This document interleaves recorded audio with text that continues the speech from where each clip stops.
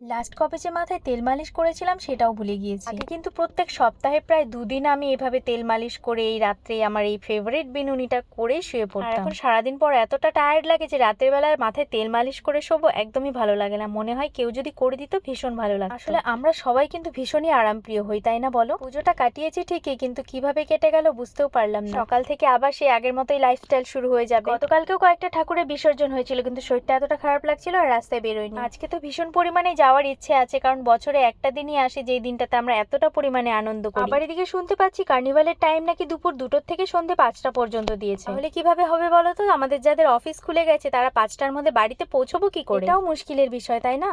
এত কিছু ভেবে আর কি করব, যদি কপালে থাকে অবশ্যই দেখতে পারবো। ছুটির পরে আজকে ফার্স্ট অফিস, তাই দুজনে মিলেই রেডি হয়ে কিন্তু বেরিয়ে গিয়েছে। একদমই মন চাইছে না অফিসে যাওয়ার জন্য, কিন্তু বাধ্যতামূলক তো আমাদেরকে যেতেই হবে। পুজোর রেশ যে এখনো কাটেনি এটা তো কেউ বুঝতে পারে না। মাত্র 3টে দিন, সেই অষ্টমী নবমী দশমী কিভাবে কেটে গেল বুঝতেও পারলাম না। এই দুঃখের কথা আর কাকে বলবো। যাই হোক, তোমরা সবাই কে কতটা আনন্দ করছো অবশ্যই শেয়ার করবে।